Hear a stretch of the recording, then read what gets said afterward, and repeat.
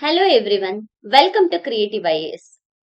ಇತ್ತೀಚೆಗೆ ಕೆಇಎ ಕಡೆಯಿಂದ agricultural officer ಅಥವಾ ಎಒ ಪೋಸ್ಟ್ಗೆ ಕಾಲ್ ಫಾರ್ಮ್ಸ್ ಆಗಿತ್ತು. ಈಗ ಆ ಕಾಲ್ ಫಾರ್ಮ್ ಆಗಿದ್ದನ ಅಂದ್ರೆ ಎಕ್ಸಾಮ್ ಏನ್ ಕಂಡಕ್ಟ್ ಆಗ್ಬೇಕಿತ್ತು ಅದು ಪೋಸ್ಟ್ ಪೋನ್ ಆಗಿದೆ. ಯಾವಾಗ ಅಂತ ಇನ್ನ ಡೇಟ್ ಕೂಡ ಅನೌನ್ಸ್ ಆಗಿಲ್ಲ. ಬಟ್ ಈ ಎಕ್ಸಾಮ್ ಪೋಸ್ಟ್ ಪೋನ್ ಆಗಿರೋದು ನಮ್ಗೆ ಇವಾಗ ಅಡ್ವಾಂಟೇಜ್ ಅಂತ ಹೇಳ್ಬೋದಾಗತ್ತೆ. ಯಾಕೆ ಅಂತ ಹೇಳಿದ್ರೆ ಯಾರೆಲ್ಲ ಇನ್ನು ಕರೆಂಟ್ ಅಫೇರ್ಸ್ ಗಳನ್ನ ಕವರ್ ಮಾಡಿಲ್ಲ ಅವ್ರು ಕವರ್ ಮಾಡೋದಕ್ಕೆ ಹೆಲ್ಪ್ ಆಗತ್ತೆ.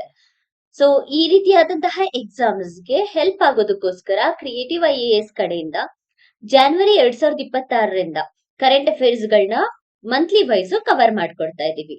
ಸೊ ಯೂಟ್ಯೂಬ್ ಚಾನೆಲ್ ಅನ್ನ ಸಬ್ಸ್ಕ್ರೈಬ್ ಮಾಡಿ, ಮತ್ತೆ ಯಾರೆಲ್ಲ ನಿಮ್ ಜೊತೆ ಓದ್ತಾ ಇದಾರೆ ಅವ್ರ ಜೊತೆ ಶೇರ್ ಕೂಡ ಮಾಡಿ. ಸೊ ದಟ್ ಎಕ್ಸಾಮ್ಗೆ ಯಾವ್ದೆಲ್ಲ ಇಂಪಾರ್ಟೆಂಟ್ ಕಾನ್ಸೆಪ್ಟ್ ಇರುತ್ತೆ ಆ ರೀತಿಯಾದಂತಹ ಕಾನ್ಸೆಪ್ಟ್ ಗಳನ್ನ ಇಲ್ಲಿ ಕವರ್ ಮಾಡ್ಲಾಗ್ತದೆ. ಕೆಇಎ ಕಡೆಯಿಂದ ಪ್ರೀವಿಯಸ್ ಇಯರ್ ಕ್ವಶನ್ ಪೇಪರ್ಸ್ ಗಳಲ್ಲಿ ಯಾವ ರೀತಿಯಾದಂತಹ ಅಂದ್ರೆ ಪ್ರೀವಿಯಸ್ ಎಕ್ಸಾಮ್ಸ್ ಗಳಲ್ಲಿ ಯಾವ ರೀತಿಯಾದಂತಹ ಕ್ವಶನ್ಸ್ ಗಳು ಅರೈಸ್ ಆಗಿದೆ, ಹಾಗೆಯೇ ಕರೆಂಟ್ ಅಫೇರ್ಸ್ ಯಾವ ಮಂತ್ ಇಂದ ಹೆಚ್ಚಾಗಿ ಕೇಳ್ತಾ ಇದ್ದಾರೆ, ಐ ಈಲ್ಡಿಂಗ್ ಏರಿಯಾಸ್ ಯಾವ್ದ್ಯಾವ್ದು, ಬರ್ನಿಂಗ್ ಇಶ್ಯೂಸ್ ಗಳನ್ನ ಹೇಗೆ ಕೇಳ್ತಾ ಇದ್ದಾರೆ, ಆ ರೀತಿಯಾದಂತಹ ಟಾಪಿಕ್ಸ್ ಗಳನ್ನ ಇಲ್ಲಿ ಚೂಸ್ ಮಾಡ್ಬಿಟ್ಟು ನಿಮ್ಗೆ ಅನಾಲಿಸಿಸ್ ನ ಮಾಡ್ಕೊಡ್ಲಾಗ್ತದೆ. ಸೊ ಕ್ವಶನ್ ನ ಯಾವ್ದೇ ರೀತಿ ಕೇಳಿದ್ರು ಕೂಡ ಎಕ್ಸಾಮ್ ಅಲ್ಲಿ ಅಟೆಂಡ್ ಮಾಡೋದಕ್ಕೆ ಈ ಒಂದು ಸೀರೀಸ್ ನಿಮ್ಗೆ ಹೆಲ್ಪ್ ಆಗತ್ತೆ. ಮೊದಲನೇದಾಗಿ ಈ ಒಂದು ವಿಡಿಯೋದಲ್ಲಿ ನಾವು ರಿಪೋರ್ಟ್ಸ್ ಮತ್ತೆ ಸ್ಟ್ರಾಟಜಿಕ್ ಇನಿಷಿಯೇಟಿವ್ಸ್ ಬಗ್ಗೆ ನೋಡ್ಕೊಳ್ಳೋಣ.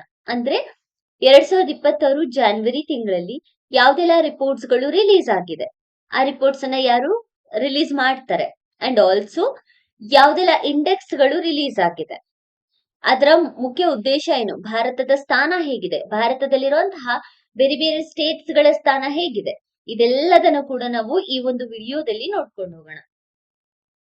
So let's begin with Asia manufacturing index 2026.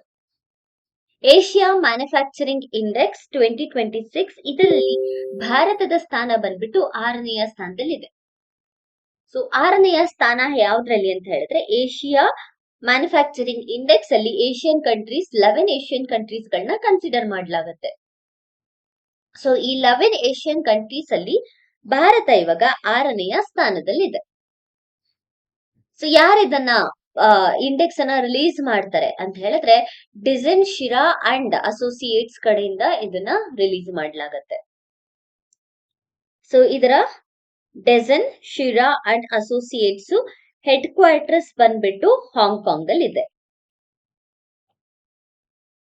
Hong Kong ಅಲ್ಲಿ ಇದರ ಹೆಡ್ ಕ್ವಾರ್ಟರ್ಸ್ ನ ಕಾಣಬಹುದಾಗುತ್ತೆ. ಅಗ್ರಿಕಲ್ಚರಲ್ ಆಫೀಸರ್ ಅಷ್ಟೇ ಅಲ್ಲ, SDA ಮತ್ತೆ FDA ಎಕ್ಸಾಮ್ ಅಲ್ಲೂ ಕೂಡ ಇದರ ಬಗ್ಗೆ ಕ್ವಶನ್ ಅರೈಸ್ ಆಗುವಂತಹ ಚಾನ್ಸಸ್ ಇರುತ್ತೆ. ಇನ್ನ ಇದರಲ್ಲಿ ಯಾವ್ದೆಲ್ಲ ಇಂಡೆಕ್ಸ್ ಅನ್ನ ಯಾವ್ದೆಲ್ಲ ಕ್ರೈಟೀರಿಯಾಸ್ ಇಂದ ರಿಲೀಸ್ ಮಾಡ್ಲಾಗತ್ತೆ ಅಂತ ಹೇಳಿದ್ರೆ ಇದರಲ್ಲಿ ಒಟ್ಟು 8 ಪಿಲ್ಲರ್ಸ್ ಗಳನ್ನ ಕನ್ಸಿಡರ್ ಮಾಡ್ತಾರೆ, ಹಾಗೆಯೇ 43 ಸಬ್ ಪ್ಯಾರಾಮೀಟರ್ಸ್ ಗಳನ್ನ ಕನ್ಸಿಡರ್ ಮಾಡ್ಲಾಗತ್ತೆ. ಸೊ ಇದರಲ್ಲಿ 11 ಕಂಟ್ರೀಸ್ ಯಾವ್ದ್ಯಾವ್ದು ಅಂತ ಹೇಳಿದ್ರೆ ಯಾವ್ದ್ಯಾವ್ದು ಅಂತ ಹೇಳ್ಕೊಳ್ಳೋದಕ್ಕಿಂತ ಮುಂಚೆ ಯಾವ್ಯಾವ ಸ್ಥಾನದಲ್ಲಿ ಯಾವ್ಯಾವ ಕಂಟ್ರೀಸ್ ಇದೆ ಅಂತ ತಿಳ್ಕೊಂಡ್ರೆ ಯಾವ 11 ಕಂಟ್ರೀಸ್ ಇದರಲ್ಲಿ ಇನ್ಕ್ಲೂಡ್ ಆಗಿದೆ ಅಂತ ಹೇಳಿ ಗೊತ್ತಾಗತ್ತೆ. ಸೊ ಭಾರತಕ್ಕೆ 6ನೆಯ ಸ್ಥಾನದಲ್ಲಿದೆ. ಎಕ್ಸಾಮ್ ಅಲ್ಲಿ ಭಾರತದ ಪರ್ಸ್ಪೆಕ್ಟಿವ್ ನ ಮಾತ್ರ ಕೇಳಲ್ಲ, ಮೊದಲನೆಯ ಸ್ಥಾನದಲ್ಲಿ ಯಾವ್ದಿದೆ, 2ನೆಯ ಸ್ಥಾನದಲ್ಲಿ ಯಾವ್ದಿದೆ, ಹಾಗೆಯೇ ಲೀಸ್ಟ್ ಯಾವ ಸ್ಥಾನದಲ್ಲಿ ಇದೆ, ಯಾವ ಕಂಟ್ರಿ ಇದೆ ಅಂತ ಕೂಡ ಕ್ವಶನ್ ಕೇಳ್ತಾರೆ. ಸೊ ಮೊದಲನೆಯ ಸ್ಥಾನ ಬಂದ್ಬಿಟ್ಟು ಚೀನಾ. ಲಾಸ್ಟ್ ಇಯರ್ ಕೂಡ ಮೊದಲನೆಯ ಸ್ಥಾನ ಚೀನಾಗೆನೆ ಬಂದಿತ್ತು. 2ನೇ ಸ್ಥಾನ ಮಲೇಷಿಯಾ, ಹಾಗೆಯೇ 3ನೆಯ ಸ್ಥಾನ ಬಂದ್ಬಿಟ್ಟು ವಿಯಟ್ನಾಂ. ನಂತರ 4ನೆಯ ಸ್ಥಾನ ಬಂದ್ಬಿಟ್ಟು ಸಿಂಗಾಪುರ್. 5ನೇಯ ಸ್ಥಾನ ಬಂದ್ಬಿಟ್ಟು ಸೌತ್ ಕೊರಿಯಾ. 6ನೇಯ ಸ್ಥಾನ ಭಾರತದಲ್ಲಿದೆ. ಭಾರತದ ನಂತರ ಇಂಡೋನೇಷಿಯಾ, ಥೈಲ್ಯಾಂಡ್, ಜಪಾನ್, ಫಿಲಿಪೈನ್ಸ್ ಮತ್ತೆ ಬಾಂಗ್ಲಾದೇಶ್ ಇದೆ. ಸೊ ಇಲ್ಲಿ ಜಪಾನ್ ಎಲ್ಲಾ ದೇಶಗಳಿಗಿಂತ ಮುಂಚೆ ಇರುತ್ತೆ ಅಂತ ನಾವ್ ಅನ್ಕೊಳ್ತೀವಲ್ವಾ, ಬಟ್ ಇಲ್ಲಿ ಜಪಾನ್ ಎಲ್ಲದಕ್ಕಿಂತ ಲಾಸ್ಟ್ ಅಲ್ಲಿ ಇದೆ. ಸೊ ಲಾಸ್ಟ್ ಕಂಟ್ರಿ ಬಂದ್ಬಿಟ್ಟು Bangladesh. Dezan Shira and associates release ಮಾಡಿರುವಂತಹ ಏಷ್ಯಾ ಮ್ಯಾನುಫ್ಯಾಕ್ಚರಿಂಗ್ ಇಂಡೆಕ್ಸ್ 2026 ಪ್ರಕಾರ. ಸೊ ಯಾವ್ದೆಲ್ಲ 8 ಪಿಲ್ಲರ್ಸ್ ಗಳನ್ನ ಇಲ್ಲಿ ಕನ್ಸಿಡರ್ ಮಾಡ್ಲಾಗತ್ತೆ ಅಂತ ಹೇಳಿದ್ರೆ ಪಿಲ್ಲರ್ ಬಂದ್ಬಿಟ್ಟು ಯಾವ್ದನ್ನ ಕನ್ಸಿಡರ್ ಮಾಡ್ತಾರೆ ಅಂತಂದ್ರೆ ಎಕಾನಮಿ, ಎಕಾನಮಿಯನ್ನ ಕನ್ಸಿಡರ್ ಮಾಡ್ತಾರೆ, ಜೊತೆಗೆ ಪೊಲಿಟಿಕಲ್ ರಿಸ್ಕ್ ಅನ್ನ ಕೂಡ ಕನ್ಸಿಡರ್ ಮಾಡ್ತಾರೆ. Next business, environment. ಸೊ ಒಂದು ಮ್ಯಾನುಫ್ಯಾಕ್ಚರಿಂಗ್ ಸೆಕ್ಟರ್ಗೆ ಯಾವ್ದೆಲ್ಲ ಬೇಕಾಗ್ಬೋದು ಕಂಡೀಷನ್ಸ್ಗಳು, ಅದೆಲ್ಲದನ್ನು ಕೂಡ ಇಲ್ಲಿ ಕನ್ಸಿಡರ್ ಮಾಡ್ಲಾಗತ್ತೆ. International trade,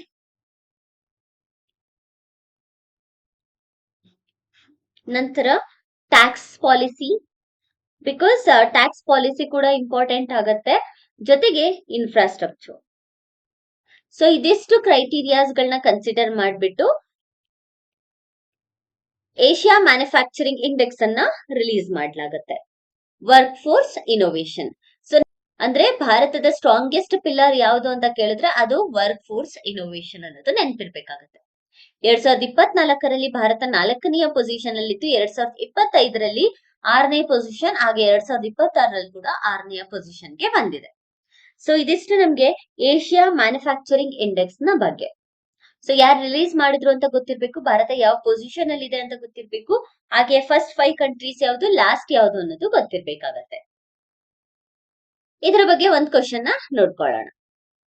consider the following statement regarding Asia manufacturing index 2026. It released by World Economic Forum. World Economic Forum release ಮಾಡಲ್ಲ, ಡೆಸನ್ ಶಿರಾ ಅಂಡ್ ಅಸೋಸಿಯೇಟ್ಸ್ ಇದನ್ನ ರಿಲೀಸ್ ಮಾಡ್ತಾರೆ. ಹೆಡ್ ಕ್ವಾರ್ಟರ್ಸ್ ಬಂದ್ಬಿಟ್ಟು ಹಾಂಗ್ಕಾಂಗ್ ಅಲ್ಲಿ ಇದೆ. ನಂತರ so India is ranked 6th among the 11 Asian countries. Total 11 Asian countries ಇದೆ, ಭಾರತ 6ನೇ ಪೊಸಿಷನ್ ಅಲ್ಲಿ ಇದೆ. Malaysia has overtaken China to claim the top position. ಅಲ್ಲ, ಮಲೇಷಿಯಾ 2ನೇ ಸ್ಥಾನದಲ್ಲಿದೆ, ಚೀನಾ 1ನೇ ಸ್ಥಾನದಲ್ಲಿದೆ. So only 1 is the right answer. ಅಂದ್ರೆ ಜಸ್ಟ್ ಆಪ್ಷನ್ 2 ಮಾತ್ರ ಕರೆಕ್ಟ್ ಇರೋದ್ರಿಂದ ಓನ್ಲಿ 1 ಅನ್ನೋದು ಸರಿಯಾದ ಉತ್ತರ ಆಗುತ್ತೆ. Next response Nations index 2026. ಇದರಲ್ಲಿ ಒಟ್ಟು 154 ದೇಶಗಳನ್ನ ಕನ್ಸಿಡರ್ ಮಾಡಲಾಗುತ್ತೆ. ಅದರಲ್ಲಿ ಭಾರತ 16ನೇ ಪೊಸಿಷನ್ ನ ಕಾಯ್ದುಕೊಂಡಿದೆ. ಭಾರತದಲ್ಲಿ ನ್ಯೂ ಡೆಲ್ಲಿಯಲ್ಲಿ ನಡೆದಂತಹ ಡಾಕ್ಟರ್ ಅಂಬೇಡ್ಕರ್ ಇಂಟರ್ನ್ಯಾಷನಲ್ ಸೆಂಟರ್ ಅಲ್ಲಿ ನಡೆದಂತಹ ಡೆವಲಪ್ಮೆಂಟಲ್ ಆಕ್ಟಿವಿಟೀಸ್ ಅಲ್ಲಿ ರೆಸ್ಪಾನ್ಸಿಬಲ್ ನೇಷನ್ಸ್ ಇಂಡೆಕ್ಸ್ ಅನ್ನ ರಿಲೀಸ್ ಮಾಡಲಾಗುತ್ತೆ, ಅಂದ್ರೆ ಲಾಂಚ್ ಮಾಡಲಾಗುತ್ತೆ. ಇದರಲ್ಲಿ ಭಾರತ 16ನೇ ಪೊಸಿಷನ್ ಅಲ್ಲಿ ಇದೆ. ಸೊ ಯಾರೆಲ್ಲ ಈ ಒಂದು ರಿಪೋರ್ಟ್ ಅನ್ನ ರಿಲೀಸ್ ಮಾಡ್ತಾರೆ ಅಂತ ಹೇಳಿದ್ರೆ, ವರ್ಲ್ಡ್ ಇಂಟೆಲೆಕ್ಚುಯಲ್ ಫೌಂಡೇಶನ್. ಬರೀ ವರ್ಲ್ಡ್ ಇಂಟೆಲೆಕ್ಚುಯಲ್ ಫೌಂಡೇಶನ್ ಮಾತ್ರ ಅಲ್ಲ, ಡೆವಲಪ್ ಮಾಡೋದು ವರ್ಲ್ಡ್ ಇಂಟೆಲೆಕ್ಚುಯಲ್ ಫೌಂಡೇಶನ್, ಬಟ್ ಅದ್ರ ಜೊತೆಗೆ ಜವಾಹರ್ಲಾಲ್ ನೆಹರು ಯೂನಿವರ್ಸಿಟಿ,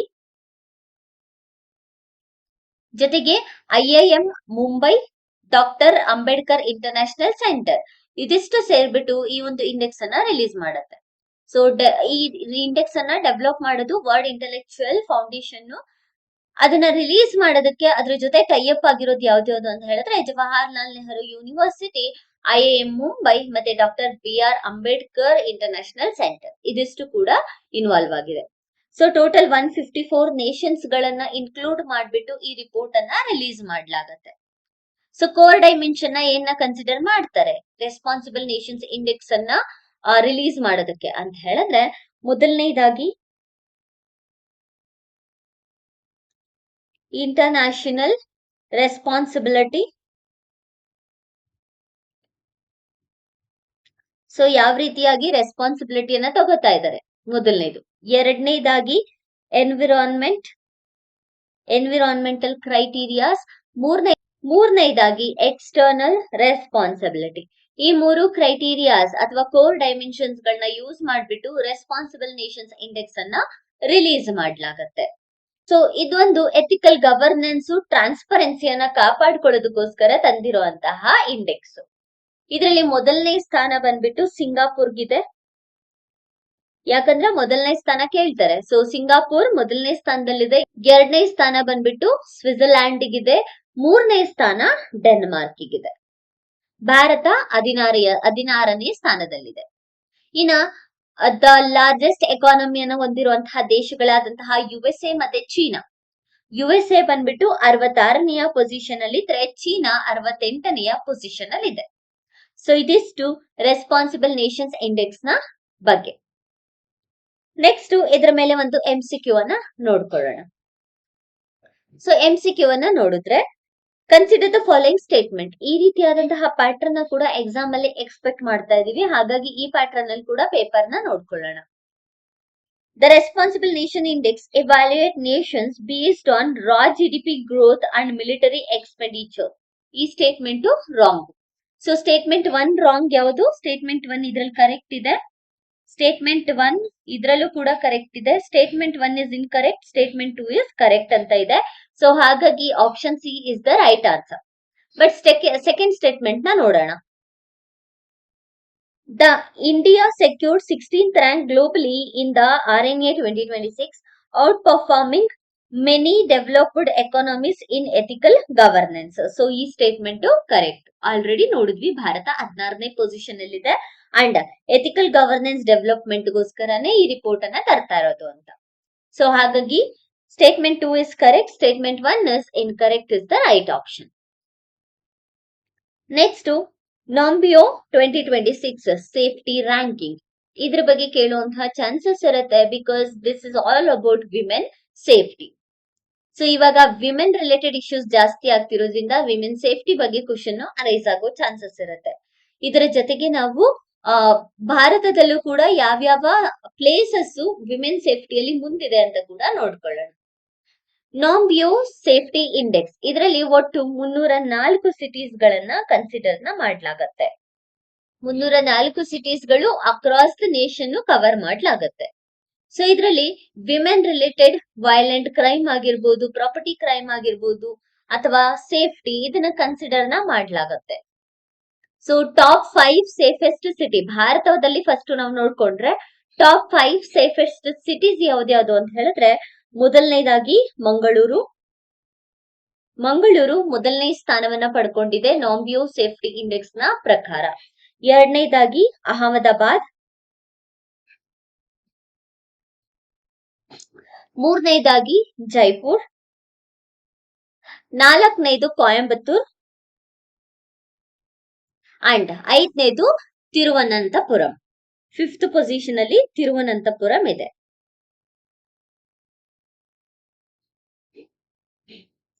ಸೊ ಇದು ಭಾರತದಲ್ಲಿ ಸೇಫೆಸ್ಟ್ ಸಿಟೀಸ್. ಇದರಲ್ಲಿ ಇನ್ನ ನಾಂಬಿಯೋ 2026 ನೇಷನ್ ವೈಡ್ ನೋಡ್ಕೊಂಡ್ರೆ 304 ದೇಶಗಳಲ್ಲಿ ಭಾರತ 70ನೆಯ ಸ್ಥಾನದಲ್ಲಿ ಇದೆ. ಅಂದ್ರೆ ವಿಮೆನ್ ಸೇಫ್ಟಿ ರಿಲೇಟೆಡ್ ಭಾರತ 70ನೆಯ ಸ್ಥಾನದಲ್ಲಿ ಇರೋದನ್ನ ಕಾಣಬಹುದಾಗತ್ತೆ. ಸೊ ಸೇಫೆಸ್ಟ್ ಸಿಟೀಸ್ ಗಳು ಇವಾದ್ರೆ ಅನ್ಸೇಫ್ ಅಥವಾ ಲೀಸ್ಟ್ ಸೇಫೆಸ್ಟ್ ಸಿಟೀಸ್ ಗಳು ಯಾವ್ದ್ಯಾವ್ದು ಅಂತ ಹೇಳಿದ್ರೆ, ಮೊದಲನೇದಾಗಿ ಡೆಲ್ಲಿ, ಎರಡನೇದಾಗಿ ನೋಯ್ಡಾ. ಡೆಲ್ಲಿ ಹಾಗೂ Noida first and second position ಅಲ್ಲಿ ಇದೆ. ಮೂರನೇದು ಗುರುಗ್ರಾಮ್. ಸೊ ಇದು ಅನ್ಸೇಫ್ ಅಥವಾ ಲೀಸ್ಟ್ ಸೇಫೆಸ್ಟ್ ಸಿಟೀಸ್ ಅಂತ ಕರಿಬಹುದು ಭಾರತದಲ್ಲಿ. ಇನ್ನು ವರ್ಲ್ಡ್ ವೈಡ್ ನೋಡ್ಕೊಂಡ್ರೆ ಸೇಫೆಸ್ಟ್ ಕಂಟ್ರೀಸ್ ಯಾವ್ದ್ಯಾವ್ದು ಅಂದ್ರೆ UAE, ಕತಾರ್ ಮತ್ತೆ ಅಂದೋರಾ ಸೇಫೆಸ್ಟ್ ಕಂಟ್ರೀಸ್ ಗಳಾಗಿದೆ. ಲೀಸ್ಟ್ ಸೇಫೆಸ್ಟ್ ಕಂಟ್ರೀಸ್ ಯಾವ್ದ್ಯಾವ್ದು ಅಂತ ಹೇಳಿದ್ರೆ ಪಾಪುವಾ ನ್ಯೂ ಗೈನಾ, ವೆನೆಜುವೆಲಾ ಮತ್ತೆ ಹೈಟಿ. ಇವು list safest countries ಗಳಾಗಿದೆ.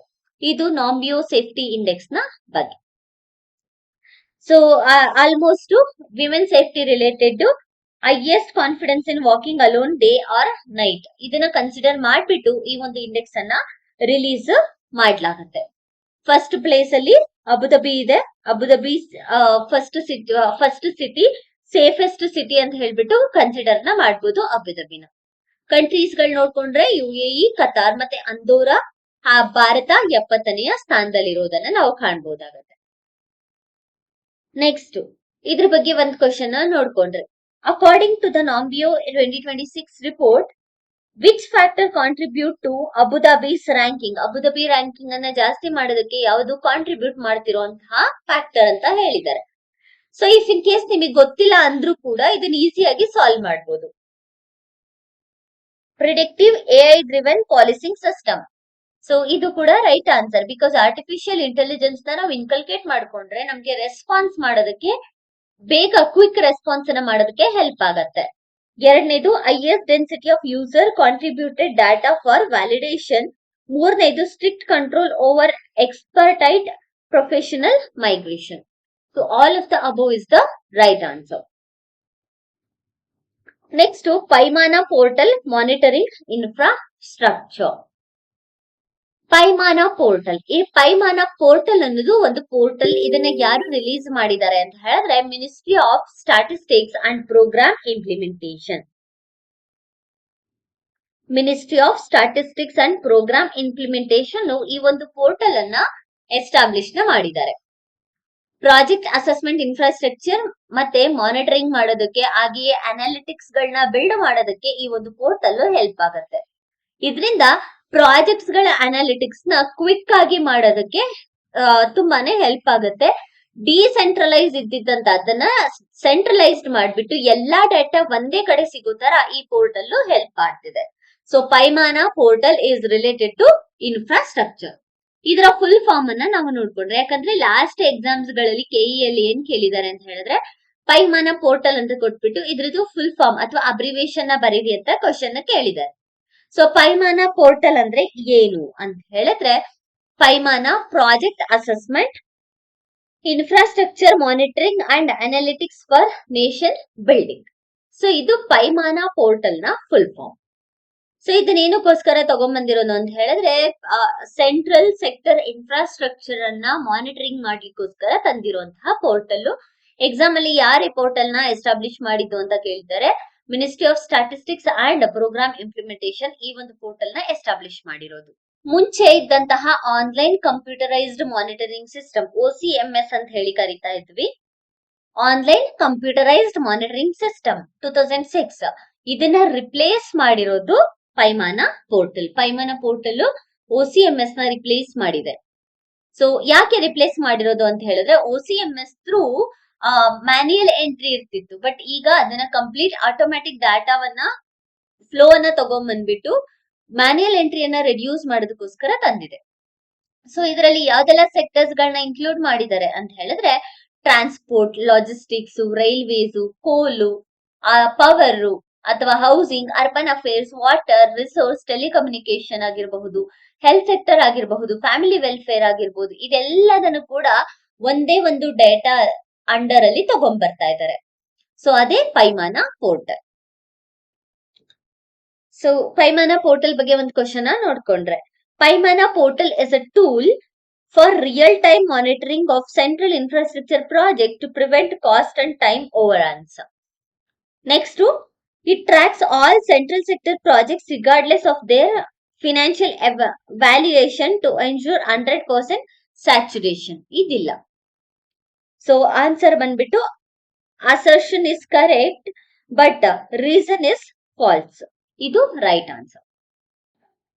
Next topic ಬಂದ್ಬಿಟ್ಟು avatar top cities for women in India 2025 report. Avatar group ಅವರು 2ನೇ annual top cities for women in India report ಅನ್ನ ರಿಲೀಸ್ ಮಾಡಿದ್ದಾರೆ. Top cities for women in India, TCWI ಅಂತ ಹೇಳಿದ್ರೆ top cities for women in India. So ಇದನ್ನ release ಮಾಡ್ತಿರೋರು ಯಾರು? Avatar group ಅವರು ಇದನ್ನ ರಿಲೀಸ್ ಮಾಡ್ತಿದ್ದಾರೆ. ಈ ಬಾರಿಯ ರಿಲೀಸ್ ಬಂದ್ಬಿಟ್ಟು 2ನೇ ಆವೃತ್ತಿ ಆಗಿದೆ. ಸೊ ಇದ್ರಲ್ಲಿ 125 ಸಿಟೀಸ್ ಗಳನ್ನ ಕವರ್ ಮಾಡ್ಲಾಗತ್ತೆ. ಸೊ ಸಿಟಿ ಇನ್ಕ್ಲೂಷನ್ ಸ್ಕೋರ್ ಮತ್ತೆ ಸೋಷಿಯಲ್ ಇನ್ಕ್ಲೂಷನ್ ಸ್ಕೋರ್ ಅನ್ನ ಕನ್ಸಿಡರ್ ಮಾಡ್ಲಾಗತ್ತೆ. ಸಿಟಿ ಇನ್ಕ್ಲೂಷನ್ ಸ್ಕೋರ್ ಮತ್ತೆ ಸೋಷಿಯಲ್ ಇನ್ಕ್ಲೂಷನ್ ಸ್ಕೋರ್ ಅನ್ನ ಇದರಲ್ಲಿ ಕನ್ಸಿಡರ್ ಮಾಡ್ಲಾಗತ್ತೆ. ಸೋಷಿಯಲ್ ಇನ್ಕ್ಲೂಷನ್ ಸ್ಕೋರ್ ಅಂತ ಹೇಳಿದ್ರೆ ಸೇಫೆಸ್ಟ್ ಕ್ವಾಲಿಟಿ ಆಫ್ ಲೈಫ್ ಮತ್ತೆ ಇಂಡಸ್ಟ್ರಿಯಲ್ ಇನ್ಕ್ಲೂಷನ್ ಸ್ಕೋರ್ ಅನ್ನ ಕನ್ಸಿಡರ್ ಮಾಡ್ಲಾಗತ್ತೆ. ಇಂಡಸ್ಟ್ರಿಯಲ್ ಇನ್ಕ್ಲೂಷನ್ ಸ್ಕೋರ್ ಅಂತ ಹೇಳಿದ್ರೆ ವಿಮೆನ್ ರಿಲೇಟೆಡ್ ಎಂಪ್ಲಾಯ್ಮೆಂಟ್ ಆಪರ್ಚುನಿಟಿ ಬಗ್ಗೆ ಹೇಳಲಾಗತ್ತೆ. ಅದೇ ಸೋಷಿಯಲ್ ಇನ್ಕ್ಲೂಷನ್ ಸ್ಕೋರ್ ಅಂತ ಹೇಳಿದ್ರೆ ಸೇಫ್ಟ್ ಮತ್ತೆ ಕ್ವಾಲಿಟಿ ಲೈಫ್ ಬಗ್ಗೆ ಹೇಳಲಾಗತ್ತೆ. ಸೊ ಈ ಒಂದು ರಿಪೋರ್ಟ್ ನ ಪ್ರಕಾರ ಟಾಪ್ 5 ಅಲ್ಲಿ ಯಾರಿದ್ದಾರೆ ಅಂತ ಹೇಳಿದ್ರೆ, ಮೊದಲನೆಯ ಟಾಪ್ 5 ಅಲ್ಲಿ ಅಂದ್ರೆ top cities for women in India, ಇದರಲ್ಲಿ ಮೊದಲನೆಯ ಪೊಸಿಷನ್ ಅಲ್ಲಿ ಇರೋದು ಯಾರು ಅಂತ ಹೇಳಿದ್ರೆ ಬೆಂಗಳೂರು. ಎಂಪ್ಲಾಯ್ಮೆಂಟ್ ಅನ್ನ ಕೊಡೋದ್ರಲ್ಲಾಗಿರ್ಬೋದು, ಸೋಷಿಯಲ್ ಸೇಫ್ಟಿಯನ್ನ ಕೊಡೋದಾಗಿರ್ಬೋದು, ಕ್ವಾಲಿಟಿ ಲೈಫ್ ಅನ್ನ ಪ್ರೊವೈಡ್ ಮಾಡೋದ್ರಲ್ಲಾಗಿರ್ಬೋದು, ಬೆಂಗಳೂರು ಮೊದಲನೆಯ ಸ್ಥಾನದಲ್ಲಿ ಇದೆ. ಬೆಂಗಳೂರಿನ ನಂತರ ಚೆನ್ನೈ, 2ನೆಯ ಸ್ಥಾನವನ್ನ ಚೆನ್ನೈ ಪಡೆದುಕೊಂಡಿದೆ. 3ನೇ ಸ್ಥಾನ ಬಂದ್ಬಿಟ್ಟು ಪುಣೆ, ಪುಣೆಗೆ 3ನೆಯ ಸ್ಥಾನ. 4ನೆಯ ಸ್ಥಾನ ಬಂದ್ಬಿಟ್ಟು ಹೈದರಾಬಾದ್. ಅಂಡ್ 5ನೇ ಸ್ಥಾನ ಬಂದ್ಬಿಟ್ಟು Mumbai, which is nothing but Avtar top cities for women in India report ಪ್ರಕಾರ ಎಲ್ಲಾ ಸ್ಟೇಟ್ಸ್ ಗಳು ಕೂಡ ಸದರ್ನ್ ಸ್ಟೇಟ್ಸ್ ಗಳು ವಿಮೆನ್ ರಿಲೇಟೆಡ್ ಅಥವಾ ಸೋಷಿಯಲ್ ಇನ್ಕ್ಲೂಷನ್ ಮಾಡೋದ್ರಲ್ಲಾಗಿರ್ಬೋದು, ಕ್ವಾಲಿಟಿ ಲೈಫ್, ಸೇಫ್ಟಿ ಇದನ್ನೆಲ್ಲ ಪ್ರೊವೈಡ್ ಮಾಡೋದ್ರಲ್ಲಿ ಟಾಪ್ 5 ಪೊಸಿಷನ್ ಸದರ್ನ್ ಸ್ಟೇಟ್ಸ್ ಗಳೇ ಪಡೆದುಕೊಂಡಿದೆ ಅಂತ ಅರ್ಥ. ಸೊ ಈ ಸ್ಟೇಟ್ಸ್ ಗಳು ಅಥವಾ ಈ ಸಿಟೀಸ್ ಗಳು ವಿಮೆನ್ ಫ್ರೆಂಡ್ಲಿ ಸಿಟೀಸ್ ಅಂತ ಹೇಳ್ಬಿಟ್ಟು ಹೆಸರನ್ನ ಪಡೆದುಕೊಂಡಿವೆ. ಸೊ ಇದರ ಬಗ್ಗೆ ಒಂದು ಕ್ವಶನ್ ನೋಡಿದ್ರೆ, arrange the following cities in descending order as per TCWAI 2025 rank. So ಮೊದಲನೇದು ಬ್ಯಾಂಗ್ಳೂರ್ ಸ್ಥಾನ ಪಡ್ಕೊಂಡಿದೆ, ಎರಡನೇದು ಬಂದ್ಬಿಟ್ಟು ಚೆನ್ನೈಯಲ್ಲಿ ಪಡ್ಕೊಂಡಿದೆ, ಮೂರನೇದು ಪುಣೆ, ನಾಲ್ಕನೇದು ಹೈದರಾಬಾದ್, ಲಾಸ್ಟ್ ಅಲ್ಲಿ ಮುಂಬೈ ಇದೆ. ಮುಂಬೈ ಈ ಕ್ವಶನ್ ಅಲ್ಲಿ ಇಲ್ಲ, ಬಟ್ ಲಾಸ್ಟ್ ಅಲ್ಲಿ ಮುಂಬೈ ಇದೆ. 2, 1, 3, 4 ಇಸ್ ದ ರೈಟ್ ಆನ್ಸರ್, ಅಂದ್ರೆ option A is the right answer. Next ನೋಡೋಣ, ಎಕ್ಸ್ಪೋರ್ಟ್ ಪ್ರಿಪೇರ್ಡ್ನೆಸ್ ಇಂಡೆಕ್ಸ್ 2024. ಈ ರಿಪೋರ್ಟ್ ತುಂಬಾನೇ ಇಂಪಾರ್ಟೆಂಟ್ ಎಕ್ಸಾಮ್ಗೆ. ಯಾಕೆ ಅಂತ ಹೇಳಿದ್ರೆ ಎಕ್ಸ್ಪೋರ್ಟ್ ಪ್ರಿಪೇರ್ಡ್ನೆಸ್ ಇಂಡೆಕ್ಸ್ ಅನ್ನ ನೀತಿ ಆಯೋಗ್ ರಿಲೀಸ್ ಮಾಡಿದೆ. ಇದು ನೀತಿ ಆಯೋಗ್ ರಿಲೀಸ್ ಮಾಡಿದೆ ಅಂತ ಹೇಳಿ ಇಂಪಾರ್ಟೆಂಟ್ ಅಂತ ಹೇಳ್ತಾ ಇಲ್ಲ, ನೀತಿ ಆಯೋಗ ತನ್ನ 4ನೇ ಆವೃತ್ತಿಯನ್ನ ರಿಲೀಸ್ ಮಾಡಿರೋದ್ರಿಂದ ಎಕ್ಸಾಮ್ ಅಲ್ಲಿ ಕೇಳ್ತಾರೆ. ಮೊದಲನೇ ಆವೃತ್ತಿಯ ಬಂದ್ಬಿಟ್ಟು 2020ಯಲ್ಲಿ ರಿಲೀಸ್ ಮಾಡಲಾಗಿತ್ತು. ಈಗ 2024ರ 4ನೇ ಅಡಿಷನ್ 2026ರ ಜಾನ್ ಮಂತ್ ಅಲ್ಲಿ ರಿಲೀಸ್ ಮಾಡಿದೆ. ಸೊ ಎಕ್ಸ್ಪೋರ್ಟ್ ಪ್ರಿಪೇರ್ಡ್ನೆಸ್ ಇಂಡೆಕ್ಸ್ ಅನ್ನ ಯಾರು ರಿಲೀಸ್ ಮಾಡ್ತಾರೆ? ನೀತಿ ಆಯೋಗ್. ಈಗ ರಿಲೀಸ್ ಮಾಡಿರುವಂತಹ ರಿಪೋರ್ಟ್ ಯಾವ ಆವೃತ್ತಿ? 4ನೇ ಆವೃತ್ತಿ. Export preparedness index which evaluate export readiness, competitiveness and institutional ಕೆಪಾಸಿಟಿಯನ್ನ ಎವ್ಯಾಲ್ಯೂಯೇಟ್ ನ ಮಾಡುತ್ತೆ. ಇದರಲ್ಲಿ ಒಟ್ಟು 4 ಪಿಲ್ಲರ್ಸ್ ಗಳನ್ನ ನಾವು ನೋಡ್ಬೋದಾಗತ್ತೆ. ಮೊದಲನೇದು ಬಂದ್ಬಿಟ್ಟು ಎಕ್ಸ್ಪೋರ್ಟ್ ಇನ್ಫ್ರಾಸ್ಟ್ರಕ್ಚರ್, ಎರಡನೇದು ಬಂದ್ಬಿಟ್ಟು ಬಿಸ್ನೆಸ್ ಎಕೋಸಿಸ್ಟಮ್,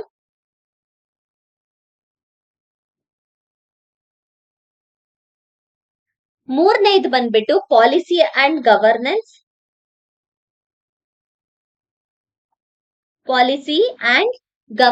ನಾಲ್ಕನೇದು ಬಂದ್ಬಿಟ್ಟು ಎಕ್ಸ್ಪೋರ್ಟ್ ಪರ್ಫಾರ್ಮೆನ್ಸ್.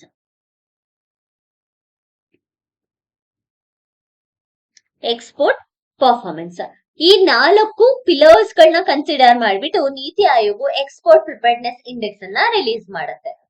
ಸೊ ಇದು ರಿಲೀಸ್ ಮಾಡಿರುವಂತಹ ಎಕ್ಸ್ಪೋರ್ಟ್ ಪ್ರಿಪೇರ್ಡ್ನೆಸ್ ಇಂಡೆಕ್ಸ್ ಪ್ರಕಾರ ಯಾವ ಸ್ಟೇಟ್ಸ್ ಗಳು ಮೊದಲ ಸ್ಥಾನದಲ್ಲಿದೆ, ಟಾಪ್ ಪರ್ಫಾರ್ಮಿಂಗ್ ಎಕ್ಸ್ಪೋರ್ಟ್ ಆಕ್ಟಿವಿಟೀಸ್ ಅಲ್ಲಿ ಟಾಪ್ ಪರ್ಫಾರ್ಮಿಂಗ್ ಸ್ಟೇಟ್ಸ್ ಗಳಾಗಿದೆ ಅಂತ ಹೇಳಿ ನೋಡೋಣ. ಇದನ್ನ ಲಾರ್ಜ್ ಸ್ಟೇಟ್ಸ್ ಅಂತ ಕೂಡ ನಾವು ಕನ್ಸಿಡರ್ ಮಾಡಲಾಗುತ್ತೆ.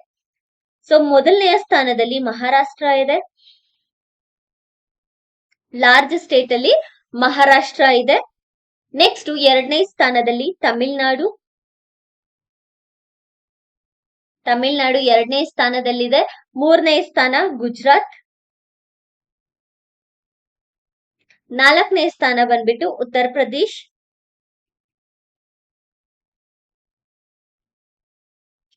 ಅಂಡ್ 5ನೇ ಸ್ಥಾನ ಬಂದ್ಬಿಟ್ಟು ಆಂಧ್ರ ಪ್ರದೇಶ್. ನೆಕ್ಸ್ಟ್ ಯಾವ್ದೆಲ್ಲ ಸ್ಮಾಲ್ ಸ್ಟೇಟ್ಸ್ ಅಥವಾ ಯೂನಿಯನ್ ಟೆರಿಟರೀಸ್ ಅಂತ ನೋಡ್ಕೊಂಡ್ರೆ, ಉತ್ತರಾಖಂಡ್ ಮೊದಲನೆಯ ಸ್ಥಾನದಲ್ಲಿದೆ, ಅದಾದ್ಮೇಲೆ ಜಮ್ಮು ಅಂಡ್ ಕಾಶ್ಮೀರ್ 2ನೇ ಸ್ಥಾನ, ನಂತರ ನಾಗಾಲ್ಯಾಂಡ್ ಇದೆ, ನಾಗಾಲ್ಯಾಂಡ್ಗೆ 3ನೇ ಸ್ಥಾನದಲ್ಲಿದೆ, 4ನೇ ಸ್ಥಾನ ಬಂದ್ಬಿಟ್ಟು ದಾದ್ರಾ ಅಂಡ್ ನಗರ್ ಹವೇಲಿ, ನಂತರ ಅದ್ರ ಜೊತೆಗೆ ದಮನ್ ಅಂಡ್ ದಿಯು ಕೂಡ ಸೇರ್ಕೊಂಡಿದೆ. ಲಾಸ್ಟ್ ಅಲ್ಲಿ ಗೋವಾ ಕೂಡ ಇನ್ಕ್ಲೂಡ್ ಆಗಿದೆ. ಸೊ ಇದು ಎಕ್ಸ್ಪೋರ್ಟ್ ಪ್ರಿಪೇರ್ಡ್ನೆಸ್ ಇಂಡೆಕ್ಸ್ ಪ್ರಕಾರ ಸ್ಮಾಲೆಸ್ಟ್ ಸ್ಟೇಟ್ಸ್ ಗಳು ಅಥವಾ ಯೂನಿಯನ್ ಟೆರಿಟರೀಸ್. ನೆಕ್ಸ್ಟ್ ಇದ್ರ ಬಗ್ಗೆ ಒಂದು ಕ್ವಶನ್ ನೋಡ್ಕೊಳ್ಳೋಣ. Identify the incorrect statement regarding EPI 2024 export preparedness index 2024. ಮೊದಲನೇದು ಇನ್ಕರೆಕ್ಟ್ ಸ್ಟೇಟ್ಮೆಂಟ್ ಅನ್ನ ಕೇಳ್ತಾ ಇರೋದು. Maharashtra secure top rank with score of 68.01, ಇದು ಕರೆಕ್ಟ್. ಎರಡನೇದು the index is released by ministry of external affair, ಅಲ್ಲ ನೀತಿ ಆಯೋಗ್. ಸೊ ಹಾಗಾಗಿ ಈ ಸ್ಟೇಟ್ಮೆಂಟ್ ಕೇಳಿರೋ ಕ್ವಶನ್ ಗೆ ರೈಟ್ ಆನ್ಸರ್, ಬಟ್ ಇದು incorrect one. Uttarakhand topped among the smallest states ಅಲ್ಲಿ ಟಾಪ್ ಅಲ್ಲಿರೋದು Uttarakhand.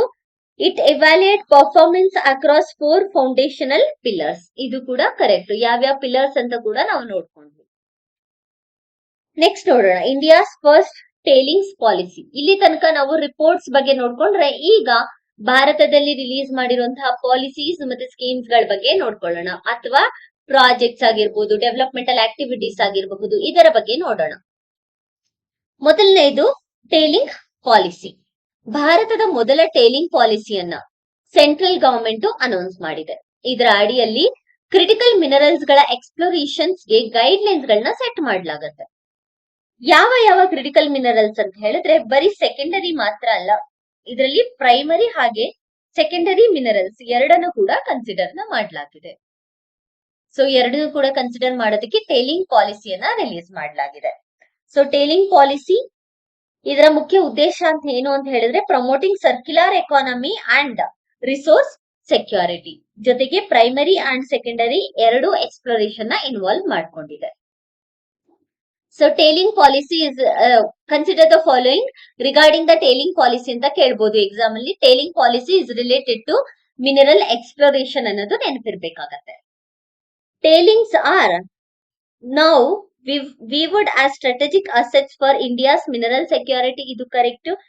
Modern technology allow extraction of critical minerals from processed waste that was previously discarded. ಇದು ಕೂಡ ಕರೆಕ್ಟ್. ಸೊ ಆನ್ಸರ್ ಬಂದ್ಬಿಟ್ಟು both A and R are true. R is the correct explanation, is the right. Next, Borma-Dev Corridor Projects. Borma-Dev corridor developmental project. ಈ developmental project ಅನ್ನ ಬೋರ್ಮಾದೇವ್ ಧಾಮ್ ಛತ್ತೀಸ್ಗಢ ಅಲ್ಲಿ launch ಮಾಡಲಾಗಿದೆ. So ಎಲ್ಲಿ launch ಮಾಡಿರೋದು? ಛತ್ತೀಸ್ಗಢ ಅನ್ನೋದು ನೆನಪಿರ್ಬೇಕಾಗತ್ತೆ. ಕಬೀರ್ ಧಾಮ್ ಡಿಸ್ಟಿಕ್ ನ ಕೇಳಲ್ಲ, ಬಟ್ ಸ್ಟೇಟ್ ನಮಗೆ ನೆನಪಿರ್ಬೇಕಾಗತ್ತೆ. Central government Swadesh Darshan 2.0 scheme ನ ಅಡಿಯಲ್ಲಿ ಇದನ್ನ ಇಂಪ್ಲಿಮೆಂಟೇಶನ್ ಮಾಡ್ತಿದೆ. ಇನ್ನ ಬೋರ್ಮಾದೇವ್ ಕಾರಿಡಾರ್ ಡೆವಲಪ್ಮೆಂಟಲ್ ಪ್ರಾಜೆಕ್ಟ್ ಅನ್ನ ಕಾಶಿ ವಿಶ್ವನಾಥ್ ಕಾರಿಡಾರ್ ಪ್ರಾಜೆಕ್ಟ್ ಜೊತೆಗೆ ಅಲೈನ್ ಮಾಡಲಾಗ್ತಿದೆ. ಕಾಶಿ ವಿಶ್ವನಾಥ್ ಕಾರಿಡಾರ್. ಸೊ ಈ ಒಂದು ಪ್ರಾಜೆಕ್ಟ್ ಜೊತೆಗೆ ಅಲೈನ್ ಮಾಡ್ಬಿಟ್ಟು ಇಂಪ್ಲಿಮೆಂಟ್ ಮಾಡಲಾಗ್ತಿದೆ. ಇನ್ನ ಇದ್ರದ ಸ್ಪೆಷಾಲಿಟಿ ಏನು ಅಂತ ಹೇಳಿದ್ರೆ ಹಿಸ್ಟಾರಿಕಲಿ ನಾವು ನೋಡ್ಕೊಂಡ್ರೆ ಅಥವಾ ಆರ್ಟ್ ಅಂಡ್ ಕಲ್ಚರ್ ರಿಲೇಟೆಡ್ ನೋಡ್ಕೊಂಡ್ರೆ ಇಲ್ಲಿ ಬೋರ್ಮಾದೇವ್ ಅನ್ನುವಂತಹ ಫೇಮಸ್ ಟೆಂಪಲ್ ಇದೆ. Famously called as Khajuraho of Chhattisgarh. Khajuraho ಯಾಕೆ ಫೇಮಸ್? ಅದರ ಆರ್ಕಿಟೆಕ್ಚರ್, ಸ್ಟೋನ್ ಆರ್ಕಿಟೆಕ್ಚರ್ ಗೆ ಫೇಮಸ್, ಕರೆಕ್ಟ್ ಅಲ್ವಾ? ಅದಕ್ಕೆ ಇದನ್ನ ಛತ್ತೀಸ್ಗಢದ ಖಜುರಾಹೋ ಅಂತ ಹೇಳ್ಬಿಟ್ಟು ಕೂಡ ಸಮ್ಟೈಮ್ಸ್ ಕರೆಯಲಾಗುತ್ತೆ. ಸೊ ಇದರ ಬಗ್ಗೆ ಕ್ವಶನ್ ನೋಡ್ಕೊಂಡ್ರೆ the Bhoramdev corridor project is launched in which state and which primary scheme? ಇದಕ್ಕೆ ಕರೆಕ್ಟ್ ಆದ ಉತ್ತರ ಛತ್ತೀಸ್ಗಢ ಸ್ವದೇಶ್ ದರ್ಶನ 2.0 ಅಂಡರ್ ಅಲ್ಲಿ ತಗೊಂಡ್ ಬರ್ಲಾಗತ್ತೆ. Next, India's first government AI clinic. ಭಾರತದ ಮೊದಲ ಆರ್ಟಿಫಿಷಿಯಲ್ ಇಂಟೆಲಿಜೆನ್ಸ್ ಗವರ್ಮೆಂಟ್ ಕ್ಲಿನಿಕ್ ಅನ್ನ ಉತ್ತರ ಪ್ರದೇಶದ ನೋಯ್ಡಾದಲ್ಲಿ ಇನಾಗ್ರೇಟ್ ಮಾಡಲಾಗಿದೆ. ಎಲ್ಲಿ? ಉತ್ತರ ಪ್ರದೇಶದ ಗ್ರೇಟ್ ನೋಯ್ಡಾದಲ್ಲಿ ಇದನ್ನ ಇನಾಗ್ರೇಟ್ ಮಾಡಲಾಗಿದೆ. ಭಾರತದ ಮೊದಲ ಗವರ್ಮೆಂಟ್ ಆರ್ಟಿಫಿಷಿಯಲ್ ಇಂಟೆಲಿಜೆನ್ಸ್ ಕ್ಲಿನಿಕ್, ಇದು ಪ್ರೈವೇಟ್ ಅಲ್ಲ. So government institute of medical science ಅಲ್ಲಿ first government hospital based artificial intelligence clinic ಅನ್ನ ತರಲಾಗಿದೆ. ಇದನ್ನ ಯಾರು ಡೆವಲಪ್ ಮಾಡಿದ್ದು ಅಂದ್ರೆ ಐಐಟಿ ಕಾನ್ಪುರ್ ಮತ್ತೆ ಐಐಟಿ ಮದ್ರಾಸ್, ಐಐಟಿ ಲಕ್ನೋ, ಈ ಮೂರು ಸ್ಟೇಟ್ ಸೇರ್ಬಿಟ್ಟು ಇದನ್ನ ಡೆವಲಪ್ ಮಾಡಲಾಗ್ತಿದೆ. ಸೊ ಇದರಿಂದ ಜೆನೆಟಿಕ್ ಸ್ಕ್ರೀನಿಂಗ್ ಮಾಡೋದಾಗಿರಬಹುದು, ಇಮ್ಯಾಜಿಂಗ್ ಆಗಿರಬಹುದು, ರೋಬೋಟಿಕ್ ಸರ್ಜರಿ ಸಪೋರ್ಟ್ ಮಾಡೋದಾಗಿರ್ಬೋದು, ಈ ರೀತಿಯಾದಂತಹ ಎಕ್ಸ್ಟ್ರೀಮ್ ಸಪೋರ್ಟ್ ಅನ್ನ ಈ ಒಂದು ಆರ್ಟಿಫಿಷಿಯಲ್ ಇಂಟೆಲಿಜೆನ್ಸ್ ಕ್ಲಿನಿಕ್ ಪ್ರೊವೈಡ್ ಮಾಡ್ತಾ ಇದೆ. Next, India's first indigenously developed hydrogen power train. ಇದನ್ನ ಈ ಹೈಡ್ರೋಜನ್ ಪವರ್ ಟ್ರೈನ್ ಅನ್ನ ಎಲ್ಲಿಂದ ಎಲ್ಲಿಗೆ ಬಿಡ್ಲಾಗ್ತಿದೆ? ಭಾರತದ ಮೊದಲ ಟ್ರೈನ್ ಎಲ್ಲಿಂದ ಎಲ್ಲಿಗೆ ಬರ್ತಿದೆ ಅಂತ ಹೇಳಿದ್ರೆ ಜಿಂದಿಂದ ಸೋನ್ಪಟ್, ಹರಿಯಾಣದ ಜಿಂದಿಂದ ಸೋನ್ಪಟ್ ರೀಜನ್ಗೆ ಇದನ್ನ ಬಿಡ್ಲಾಗ್ತಿದೆ. ಇದರ ಡಿಸ್ಟೆನ್ಸ್ ಬಂದ್ಬಿಟ್ಟು 90 ಕಿಲೋಮೀಟರ್. ಭಾರತದ ಮೊದಲ ಹೈಡ್ರೋಜನ್ ಪವರ್ ಟ್ರೈನ್ ಇದು. ಅಂಡ್ ಈ ಟ್ರೈನಿನ ಔಟ್ಕಮ್ ಅಂದ್ರೆ ಇದನ್ನ ಕ್ಲೀನ್ ಎನರ್ಜಿಗೆ ಯೂಸ್ ಮಾಡ್ತೀವಿ ಅಲ್ವಾ? ಸೊ ನಮ್ಗೆ ನಾರ್ಮಲ್ ವೆಹಿಕಲ್ಸ್ ಅಂದ್ರೆ ಬಂದ್ರೆ ಸಲ್ಫರ್ ಆಕ್ಸೈಡ್, ನೈಟ್ರಸ್ ಆಕ್ಸೈಡ್, ಈ ರೀತಿಯಾದಂತಹ ಎಕ್ಸಾಸ್ಟ್ ಬರುತ್ತೆ. ಬಟ್ ಇಲ್ಲಿ ವಾಟರ್ ವೇಪರ್ ಅನ್ನ ರಿಲೀಸ್ ಮಾಡೋದ್ರಿಂದ ಇದು ಯಾವುದೇ ರೀತಿಯಾದಂತಹ ಎನ್ವಿರಾನ್ಮೆಂಟಲ್ ಪೊಲ್ಯೂಷನ್ ಮಾಡೋದಿಲ್ಲ. ಜೊತೆಗೆ ಇದನ್ನ ಟೆಸ್ಟ್ ಹಾಗೂ ಡಿಸೈನ್ ಮಾಡಿರೋದು research designs and state organisation ಇಂದ. ಅಂಡ್ ಇದರ ಫ್ಯೂಯಲಿಂಗ್ ಇನ್ಫ್ರಾಸ್ಟ್ರಕ್ಚರ್ ನ ಜಿಂದಲ್ಲಿ ಬಿಲ್ಡ್ ಮಾಡಲಾಗಿದೆ. ಇದನ್ನ ಭಾರತದಲ್ಲೇ ಡೆವಲಪ್ ಮಾಡಿರೋದ್ರಿಂದ ಯಾರು ಡೆವಲಪ್ ಮಾಡಿದ್ದಾರೆ ಅಂತ ಕೇಳುವಂತಹ ಚಾನ್ಸಸ್ ಇರುತ್ತೆ. ಯಾರು ಡೆವಲಪ್ ಮಾಡ್ತಾರೆ ಅಂತ ಹೇಳಿದ್ರೆ ಭಾರತದ ಚೆನ್ನೈಯಲ್ಲಿ ಇರುವಂತಹ hydrogen fuel cell coach factory ಇದನ್ನ ಭಾರತದಲ್ಲಿ ಡೆವಲಪ್ ನ ಮಾಡಿದ್ದಾರೆ.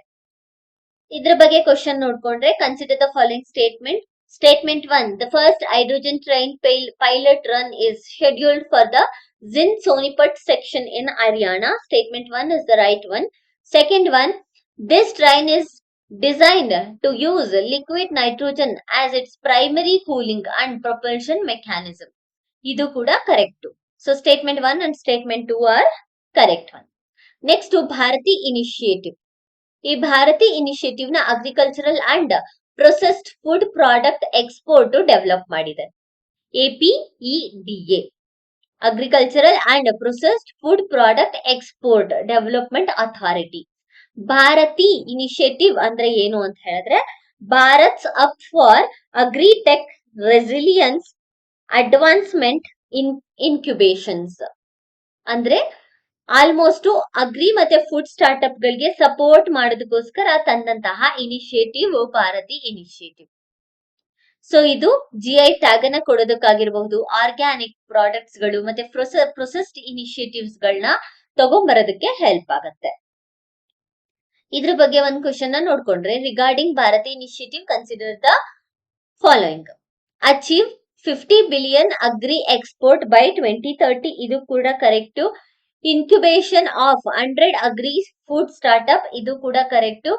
Focus support for GI tagged and processed food product ಇದು ಕೂಡ correct. So all the 3 statements are right one. So ಇದಿಷ್ಟು ಜಾನ್ ಮಂತ್ ಅಲ್ಲಿ ಇದ್ದಂತಹ ಇಂಡೆಕ್ಸ್ ಅಥವಾ ಗವರ್ಮೆಂಟ್ ಇನಿಷಿಯೇಟಿವ್ಸ್ ರಿಲೇಟೆಡ್ ಯಾವ್ದೆಲ್ಲ ಇಂಪಾರ್ಟೆಂಟ್ ಇದೆ ಅದೆಲ್ಲದನ್ನ ಕೂಡ ಇಲ್ಲಿ ಕವರ್ ಮಾಡಲಾಗಿದೆ. ಸೊ ಈ ವಿಡಿಯೋ ಇಷ್ಟ ಆಗಿದ್ರೆ ಶೇರ್ ಮಾಡಿ ಮತ್ತೆ ಚಾನೆಲ್ ನ ಸಬ್ಸ್ಕ್ರೈಬ್ ಮಾಡಿ. ನಿಮ್ ಫ್ರೆಂಡ್ಸ್ ಓದ್ತಾ ಇದ್ರೆ ಅವ್ರಿಗೂ ಕೂಡ ಚಾನೆಲ್ ನ ಶೇರ್ ಮಾಡಿ. ನಿಮ್ಗೆ ಬರೀ ಅಗ್ರಿಕಲ್ಚರಲ್ ಮಾತ್ರ ಅಲ್ಲ, ಈವನ್ FDA ಮತ್ತೆ SDA ಎಕ್ಸಾಮ್ಸ್ ಗಳು ಕೂಡ ಮುಂದೆ ಕಾಲ್ಫಾರ್ಮ್ ಆಗತ್ತೆ. KA ಕಡೆಯಿಂದ ಎಕ್ಸಾಮ್ ಅಲ್ಲಿ ಕರೆಂಟ್ ಅಫೇರ್ಸ್ ಕ್ವಶನ್ಸ್ ಗಳು ಯಥೇಚ್ಛವಾಗಿ ಬರ್ತಿರೋದ್ರಿಂದ ಅದಕ್ಕೂ ಕೂಡ ಈ ಒಂದು ಸೀರೀಸ್ ಹೆಲ್ಪ್ ಆಗತ್ತೆ. Thank you for watching.